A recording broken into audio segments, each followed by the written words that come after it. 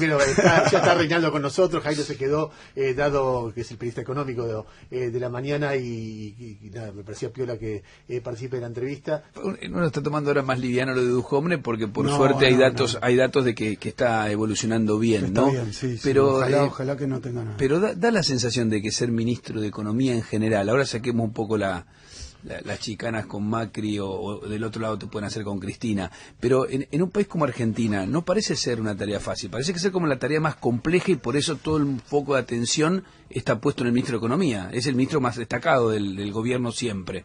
Mira, no me quiero poner muy histórico, pero en los 90 sí, y en los gobiernos neoliberales sí.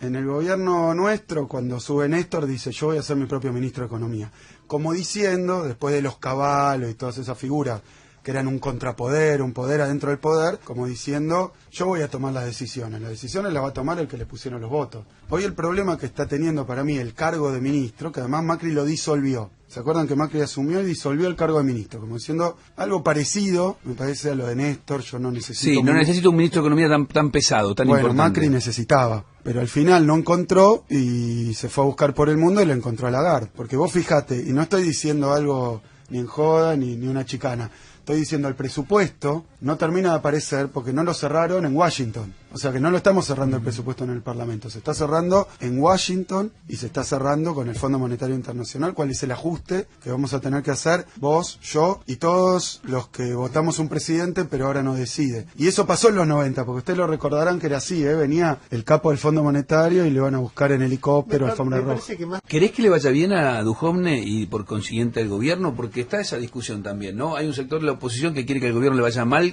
como alternativa para poder recuperar. Voy a decir, quiero que le vaya bien, quiero que lleguen a las elecciones, quiero ganarle las próximas elecciones. Eso es lo que yo estoy pensando, porque la figura que le vaya mal un gobierno es una figura bastante ambigua, porque si le va mal al gobierno es que el dólar está a 70, y a mí me va a importar tres velines el gobierno. Me va a importar todos los que sufrimos, como estamos sufriendo ahora. Veía en el diario El Cronista de ayer los aumentos de precios de productos de la canasta básica desde enero a ahora, 131 la harina. 131 de aumento en el año. Es una locura un gobierno que le pase eso, que permita eso y que no se le mueva un pelo, porque acá tenemos dos cosas: lo que está pasando y la indiferencia, insensibilidad, nos gusta decir en la política, pero desde la economía, la falta de interés por determinados fenómenos que están ocurriendo. Hoy, diario de hoy, creo 300 despidos porque cerraron 5 fábricas. Yo voy a decir algo que es estrictamente verdad. Había 6 despidos en una fábrica cuando yo estaba de ministro de Economía, quilombo con los buitres, quilombo de la macro. 6 despidos en el conurbano bonaerense. Me sonaba el teléfono a la mañana, era Cristina: che, fíjate qué está pasando, fíjate qué podemos hacer. Despidieron 6 personas. Y ahora, no solo un gobierno que no le importa, casi festeja los despidos, no estoy exagerando. Un poquito. Pero no les importa. Ustedes vieron que el gobierno... bueno, de festejar es un poquito... Ahora, porque yo conozco a algunos funcionarios del gobierno... ¿Cómo va a festejar un despido? No creo que al gobierno le sirva un despido. No, ¿sabes por qué? No le sirve electoralmente, pero yo creo, conociendo a muchos economistas del gobierno, que piensan que buena parte de las empresas que hay en la Argentina no tendrían que existir. Cuando vos ves todo lo que pasa, y uno dice, bueno, muchas de las cosas que vos decís yo coincido. Yo no puedo creer que suba lo que suba el precio de la harina y no haya ningún tipo de medida, pero no solamente eso, que vos se te vaya guita por turismo, bueno, pongas un impuesto o algo para que limitar esa fuga, que la gente compre dólares y no haya ningún tipo de límites a eso. Hay como una retirada del Estado de la posibilidad de controlar variables en un momento así muy turbulento, que me parece que se desprende como algo muy natural que debería pasar y no pasa. Ahora, aún interviniendo cuando viene la mala, por ejemplo el 2014, también se perdían miles de fuentes de trabajo. Y vos podías estar operando desde el gobierno, pero con repros, con presión, pero marginalmente, porque los miles de fuentes de trabajo se perdían igual. Después recuperabas o no, pero se perdían. Y mira, la economía sí es despiadada cuando hay movimientos grandes, pero yo te cuento, la devaluación del 2014 fue de 22%. Fue en el marco de una corrida donde querían poner el dólar a 9 y conseguimos controlar el dólar, estabilizar la economía. O sea que cuando vino la corrida, nosotros enfrentamos la corrida. Y podíamos haber perdido, pero sabíamos que si la devaluación era del 50% era un desastre. Entonces el Estado apareció cuidando el valor de la moneda, por decirlo de alguna manera. Segundo, al día siguiente, como obviamente hay una evaluación de 22, mirá que este año vamos a una devaluación de 100. Pero vos sabés que eso se va a ir a precios, que va a haber desabastecimiento, que la cadena de pago son fenómenos que cualquier economista argentino, capaz uno de estos que estudió en Harvard no lo vio nunca en su vida, pero los que estudiamos historia económica argentina toda la vida y los que la vivimos sabemos cómo es esto. Este gobierno no, porque cuando devalúa el primer año dice no se va a ir a precios. Entonces vos decís, o nos mienten mucho, o no son saben, tontos, o son locos, o no entienden la economía, o son muy ignorantes, o hay un plan económico que es devaluar y que pase lo que Dios quiera. Y uno se va convenciendo de que hay una mezcla de todos estos factores. Pero te digo, vos podés evitar los efectos de una corrida, de una devaluación, no. ¿Podés morigerarlos? O sea, calmarlos un poco, sí. Entonces, ese día, al día siguiente, de la devaluación del 22, no del 100, resulta que no vendían electrodomésticos. No había precio. Y esto pasaba, por ejemplo, en Santa Fe Coronel Díaz, con grandes cadenas de electrodomésticos. ¿Y qué hicimos nosotros? Los llamamos a todo el sector, le dijimos, miren, el dólar se va a mover así en el año. Nosotros vamos a crear un programa, se llama Hora 12, y creamos el Hora 12. Que es porque ustedes sacaron las cuotas sin interés para que vuelvan las cuotas sin interés. Y ahora, después, llamamos a los supermercados. ¿Vos querés pasar toda la devaluación a precio? No, me lo hace el productor. Ah, entonces llamamos al productor, llamamos al comercial, llamamos a todos, toda la cadena de valor. Sacamos el precios cuidados. Arreglamos una canasta módica, 500 productos, ponerle con ciertos precios indicativos. No congelamos los precios, no hicimos ninguna medida, digamos que fuera... Llegamos a acuerdos con el sector privado. Y anduvo, ¿de qué manera? Porque en una corrida pasan varias cosas. Hay una parte de la devaluación que se produjo que se va a los precios. Y hay otra parte del aumento de precios que es por la devaluación que va a venir. Y eso, en la época de Perón, ponele, se llamaba agio. El agio y la especulación. El agio y la especulación. Que es que un tipo guarda mercadería esperando que suba, como ahora dicen que están haciendo en el campo. En el campo, porque no saben ni qué dólar va a haber, y ese esquema de retenciones espantoso que hicieron. Vos no podés solucionar todo, pero por ejemplo, si vos no le das una estabilidad a futuro, el tipo no sabe a qué precio vender, y tiene razón, no es que te está cagando. Ni que está cagando a la gente. Tiene razón, pues vende un lavarropa, pero no sabe el dólar cuánto va a estar, y el lavarropa lo va a tener que comprar una parte en dólares. Entonces vos tenés que ir, dar certidumbre. ¿Qué dijo el ministro de Economía cuando devaluaron? Le preguntaron, ¿en cuánto va a estar el dólar? ¿Qué sé yo? Lo fija el mercado. Y no, hermano. A ver, déjame, así no va a funcionar, ¿eh? Antes de darle pie a Jairo, quiero hacer un pequeño comentario. Una cosa que yo valoro mucho de Axel, y cuando era ministro también, es que para mí encarna la idea de un Estado que interviene en la economía de la manera más sana posible, dentro del capitalismo y buscando cómo, interviene en la economía, dadas situaciones que son muy difíciles de manejar, en defensa de intereses de los sectores más vulnerables de la economía. Después podés tener discusión política con él, pero en la discusión económica marca un extremo, y que es como muy raro que en Argentina eso sea un extremo, porque en otros países del mundo no es un extremo, es parte del consenso. Es obvio. A ver, las herramientas que tiene, las herramientas que Axel maneja, o que plantea, o que insiste, son herramientas que cualquier Estado moderno plantea. Planteado desde hoy, desde él parece, bueno, es un kirchnerista loco, y a mí me vuelve loco eso, porque en términos de debate económico, después está el debate político. Perdón, pero Cristina, pero esto lo cuadra. En Francia, por ejemplo, hay una ley que fija la ganancia en los supermercados, no puede ser más del 5%. Porque si no, el supermercado, las grandes cadenas abusan. Y no son ni socialistas, ni es la Unión Soviética. Acá te dicen, si aplicás algo así, que se va todo el mundo, que es una catástrofe. Sí, vos fíjate, por eso nosotros, Precios Cuidados, fue un acuerdo. No le impusimos al sector privado. O sea que es menos de lo que hacen en otros países, porque tiene alguna lógica, obviamente. También las campañas esas, y quiero decirlo porque es lo que pienso, no es que me la hacía la oposición. Me la hacía La Nación y Clarín. Hoy, si vos, no en diciembre del 2019, si vos fueras hoy gobierno y vos tenés un problema, no terminás de estabilizar el tipo de cambio, que es la precondición hoy para cualquier política de cualquier tipo. Entonces, el gobierno no estabiliza el tipo de cambio. Todo el día, 3 días parece que se estabiliza, y después ya tenés que subir 40 centavos, otro 40 centavos, que vende un poquito de reserva, y percibís otra vez la olla presión de qué momento pegás otros. ¿Cómo lo frenás? Pero mirá, un poco lo que le decía Jairo. Punto 1 con la cuestión financiera. Si vos tenés 63.000 millones de dólares en las reservas, es todo deuda. Tomada en el último tiempo, tomaron 100.000, se le fueron 60.000 de fuga. Pero un poquitito quedó en la reserva. La resaca quedó en la reserva, porque todo lo demás se lo llevó la fuga y gasto superfluo, porque no están los 100.000 palos. Pero bueno, si vos tenés 63.000 millones de dólares, yo te diría, no te puede ocurrir una corrida cambiaria. Es muy raro que te ocurra. Excepto que vos quieras devaluar. Si vos estás más corto de reservas, puede ser. Porque entonces el mercado, digamos, que el mercado en Argentina, convengamos, son 10, 15 vivos, pero el mercado dice, este está corto de reserva, le pulseo. Pero si tenés 63.000 millones, decís, como dijo en un momento el gobierno, el tipo de cambio es este y lo voy a defender. Y pongo 5.000 palos. y lo voy a defender. No hay nadie en la Argentina que te pueda pulsear con 5.000 palos. Tenés que ser muy torpe o muy inepto, o estar haciendo un business vos, un negocio vos. ¿Vos decís que la devaluación la provocó el gobierno adrede? No, creo que fue una parte de torpeza, más algunos problemas que tiene, llamémoslo de gobernabilidad. Los problemas de gobernabilidad del gobierno, ¿cuáles son? Si yo pongo una persona que lo beneficia a él y a todos sus amigos, más una devaluación que no se devalúe, empiezo a dudar. Es como si el gerente tuyo de compras fuera dueño de los negocios donde compra tu empresa.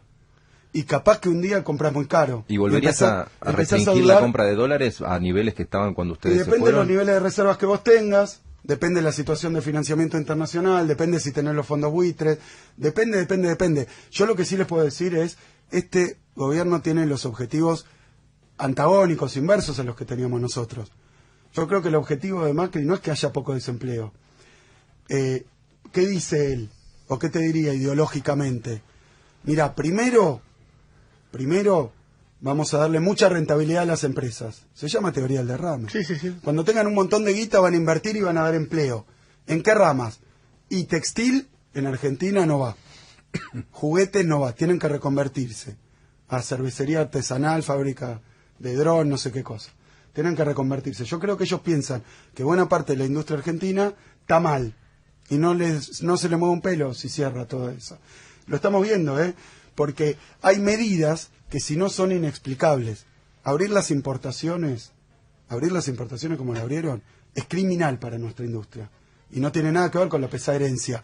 ¿Qué punto de nuestra herencia los obliga a abrir las importaciones? ¿Qué punto de nuestra herencia los obliga? Te pongo un argumento que te diría alguien del gobierno para que vos lo discutas, a ver, ya que ese debate no suele ocurrir.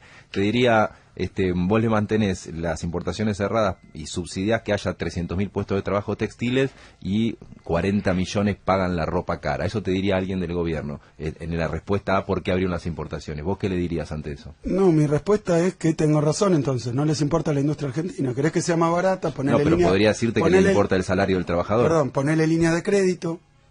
Ayudarlos a renovar la maquinaria, cosas que pasaron en nuestro gobierno.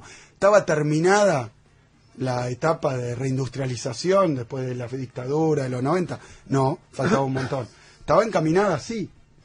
Entonces yo te digo, ¿qué querés hacer? ¿No te gusta cómo está la industria porque decís que es poco competitiva? ¿Cuál es la respuesta del gobierno? La destruyo, la bomba atómica.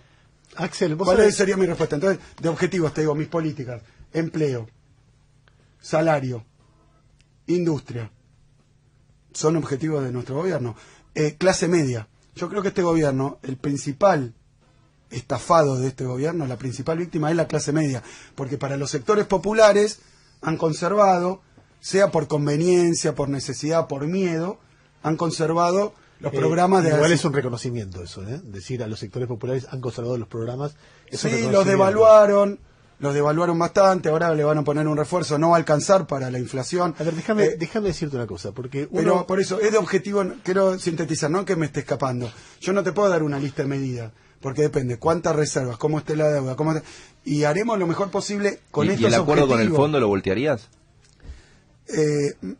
Lo que firmaron de imposiciones del fondo, sí, lo rediscutiría el primer día. Pero yo te quiero preguntar algo, porque en los últimos tiempos, Diarioca.com, en Argentina había un entramado de corrupción importante en áreas como obra pública, transporte y energía. ¿En qué época? Independientemente, desde los últimos, no sé, 15 años, 20 años, no sé. Ahora, para pero atrás. fuiste ministro de Economía, sí, o 30 años, lo mismo. 30 años, pero fuiste ministro de Economía. No, yo digo los pero últimos... Axel, fuiste ministro de Economía. También, ponele. Fuiste ministro de Economía en una etapa de la Argentina donde había coimas de empresarios hacia funcionarios en transporte, obra pública, energía. ¿Qué opinión te merece? ¿No te enteraste nunca de nada? ¿Sabías que había ese proceso? ¿No lo podías impedir? Mira, voy a ser muy claro con esto.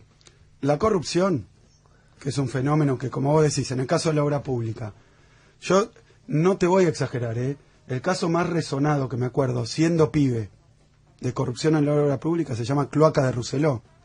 Fue un caso tremendo porque terminó renunciando el intendente, dividiendo el distrito en tres. Bueno, el empresario que coimió se llama Mauricio Macri. Entonces, En el caso... de Rousselot, las cloacas de Rousselot, Estaba hablando en 1990. 86, sí, 86. Yo ya hacía política y fue un caso muy resonado de corrupción de la obra pública. En la dictadura, Cacciatore. Yo ahí todavía estaba. Durante los 90, bueno, entonces, ¿qué es lo que yo digo? En todos esos gobiernos pasaba la misma cuestión. Había lo que se conoce como el club de la obra pública, se lo conocía a los contratistas del Estado, ¿sí? Los contratistas del Estado que cometeaban funcionarios de todos esos gobiernos para conseguir obras y para mantener sus privilegios, que era turnarse cuando hacían las licitaciones, cobrar sobreprecios y enriquecerse mucho más del valor de la obra pública. Eso está resuelto en la Argentina. Mirá, dijo un empresario, el presidente de la Cámara de la Construcción, que no, que se seguían reuniendo y digitando la obra pública bajo nuestro gobierno. Entonces, ¿qué es lo que digo yo? La corrupción hay que perseguirla, de empresarios sí, de jueces sí, de funcionarios sí. ¿Con qué? Con el Código Penal. Axel, No a tapa de diario. cuando Porque si vamos a perseguir a tapa ¿Sabes de lo que pasa, diario, Axel? a fotocopiar, ¿por Te qué digo, lo que... a ver, déjame decirte algo. ¿Qué es lo que me preocupa? Y quiero ser muy claro con esto. Todo tipo que haya cometido un acto de corrupción, sea empresario, sea juez, sea periodista o de los medios, o sea funcionario público, tiene que ir a la cárcel, digamos, pero con el Código Penal. A ver, yo lo Con que- el Código Penal, que es un juicio, Sí, que pero aparezcan las después pruebas. después está como porque si no... cómo te parás políticamente frente a eso. Porque Pero no me respondiste. en, bueno, en mi caso, espera, no. en la década del 90, mucha de la gente que hacíamos periodismo, laburábamos, no yo porque yo nunca hice periodismo de investigación, pero denunciando... La nata, sí, todo el tiempo. Sí, no, Marcelo o mucha gente denunciando. De hecho, Menem va preso por una investigación de Clarín, que es el tráfico de armas a Perú y Ecuador. Entonces, se investigaba fuertemente eso. En los 2000, cuando asume de Kirchner y sobre todo en la época de Cristina, aparece una militancia periodística y política donde ante cada denuncia de corrupción empieza a haber una defensa blindada que tenía que ver con varios argumentos. Siempre hubo corrupción. La corrupción es necesaria para política y si vos la denunciás, eso es antipolítica. Peor es Clarín. Entonces había una serie de cosas, o Macri. Entonces había una serie de argumentos que hacía que blindabas a Devido, o blindabas a José López, o blindabas la tragedia de Once. Entonces vos no escuchás todavía hoy a ningún dirigente kirchnerista decir, che, en la tragedia de Once se afanaron un tren entre empresarios muy concentrados y funcionarios que se lo permitieron y hubo 52 muertes. No hay una autocrítica. Todo el tema es, digamos que fue el Motorman. Pero, perdón. Entonces, permanentemente vos ves un ¿Puedo fenómeno acotar nuevo. algo? Porque Dale. veo ese listado. También puedo empezar yo, que es lo que no quiero hacer, con el listado de casos de corrupción. Algunos a cielo abierto, el gobierno de Macri, bueno, el Correo, lo de arriba, lo de el que está en aduanas, Gómez Centurión, 500 casos de corrupción. Yo lo que digo es lo siguiente. Yo no me conformo, ni me parece bien, ni el cártel de la obra pública, ni los quilombos que esto genera.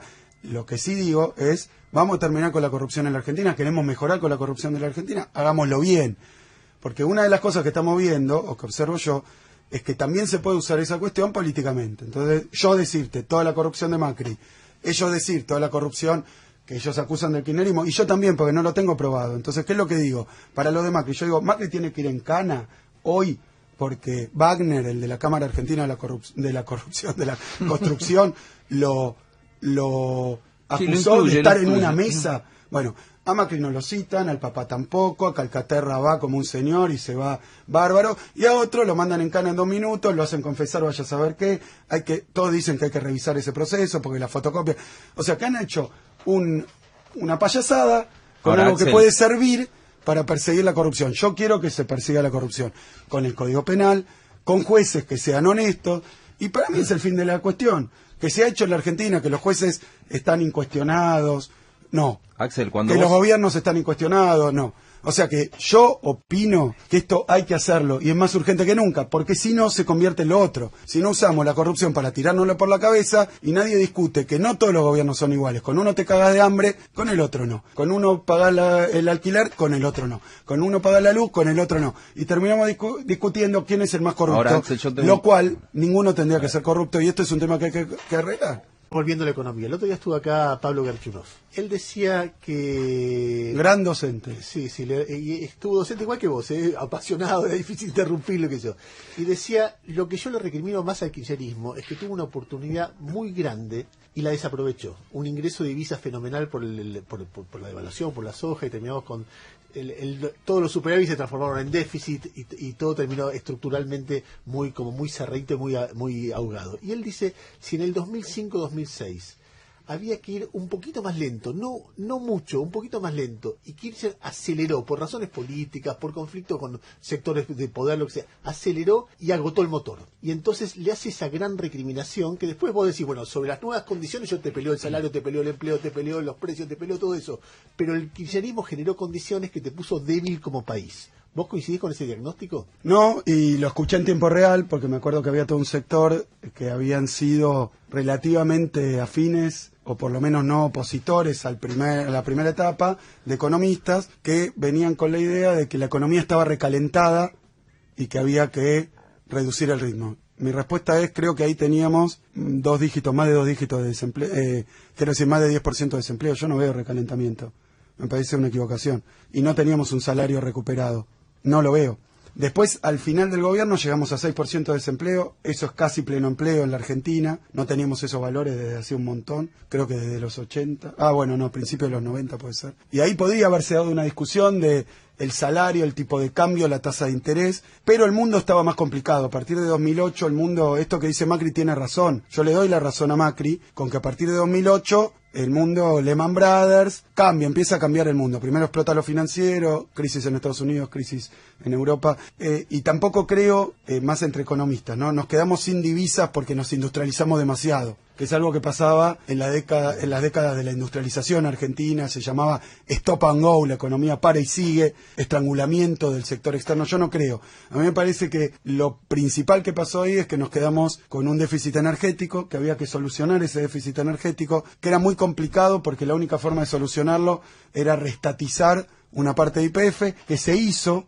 En esto estoy, digamos, con los radicales podríamos discutirlo con lo que decían. Si se hubiera hecho antes, tal vez era otra cosa, pero no es una crítica, porque hay que estar sentado ahí, en ese momento. Ahora, si Garchunov dice que nosotros desperdiciamos de las divisas de la importación con precios altos, se olvida que esos precios también nos afectaron el valor del petróleo. Entonces, que la cuenta energética era muy alta. Y otra cosa, entonces, ¿qué dirá de Macri? Que se liquidó, se quemó $100.000 millones de deuda que nadie sabe dónde están. Te hago una última, te pido a lo mejor síntesis, es más de la política, porque también está bueno saber, Ernesto recién dijo que eras candidato a todo, yo no me animaría tanto, pero sí sé que tenés aspiraciones políticas. ¿Puedes llegar a ser candidato? Sí, poder llegar, puedo serlo. Fui candidato a primer diputado por Capital. Puedo ser... A un cargo ejecutivo me refiero, ¿eh? Sí, pero yo creo que es prematuro. Además, todo el mundo a mí en la calle, por decirlo así, incluso los decepcionados con Macri, que alguna vez votaron al kirchnerismo, nos dicen, únanse, yo quiero votar a todos juntos.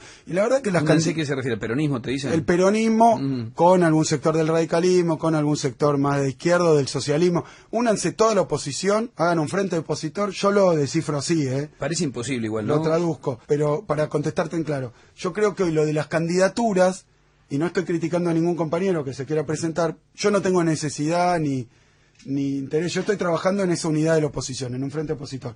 Me parece que lo de las candidaturas corremos el riesgo de dividir también, porque unos están con tal, otros están, y ya está pasando en parte, porque bueno, a mí me dicen vas a ser candidato en la provincia de Buenos Aires, vas a ser candidato a presidente, entonces ya estás peleado con tal que quiere ser también, y ya estás peleado, en vez de hacer un gran frente opositor, y no es una crítica a los que quieran ser candidatos, porque este es mi caso, como yo no necesito, capaz me conocen mucho, lo único que digo es que me parece que para unir lo de las candidaturas, y bienvenidos los compañeros que quieran ser candidatos, pues está bueno que tengamos candidatos, pero no nos pasemos de rosca, porque entonces divide. Entonces yo no plantearía, porque además mi candidatura sería algo que tendríamos que definir en colectivo, también Cristina, porque es la que conduce nuestro espacio. Entonces todo eso no está dado hoy, y no hace falta. Y además cuando veo que el oficialismo, Macri, Durán Barba, nos quiere tirar todo el tiempo a la cancha como candidatos, entonces digo, no será, a mí particularmente, que eso les sirve tener candidatos para pelearse con los candidatos.